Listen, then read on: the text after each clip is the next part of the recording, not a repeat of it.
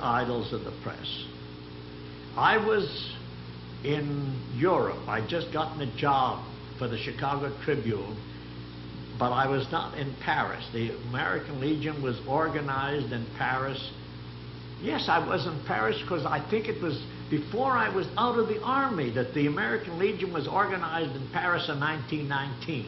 You see, I was in the Army till June 1919. I got the job back in September, October to go back to Europe at the time. You see, very well. The Legion was organized by a bunch of officers, including what was Colonel Theodore Roosevelt's son. Yes, Theodore Roosevelt Jr., whatever his name's son. Also the president of the Prudential Life Insurance, people like that who were officers. Whatever else they were the heads of corporations or corporation lawyers or people of that sort. Now, what was the purpose of founding the Legion?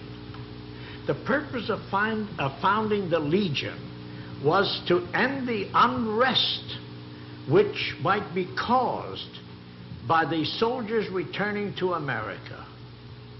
They were scared of unrest. Of course, they put the red label on the unrest. Actually, they knew that the majority of them were working people. They would demand better conditions. They'd risk their lives. They were entitled to a better world. They were promised a better world to live in. The phrase was common, all like that. So the idea was to form a patriotic group, you see, which would hold down any liberal or radical movement in America.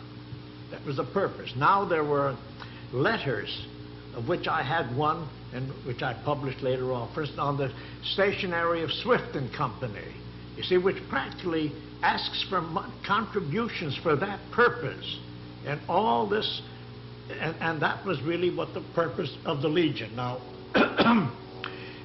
nobody knows, for instance, that many years later, even when the Legion had been accused of strike breaking.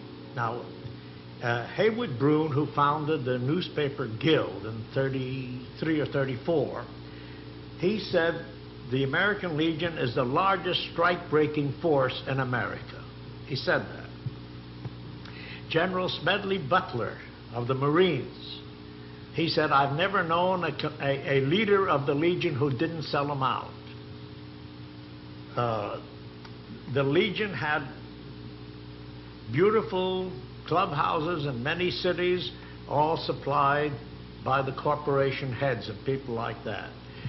No one knows, because it was not published in anywhere but in the labor press, that many, many years after all this strike breaking which the Legion engaged in, one of their commanders, his name was Calmery, commander-in-chief of the American Legion, issued an order which was not published in the general press, which tells the Legion that in all strike breaking in the future could not be done anymore in Legion uniform, not even the Legion cap, which is an admission that they'd been breaking strikes up to then, isn't it, when he says to stop doing it in uniform.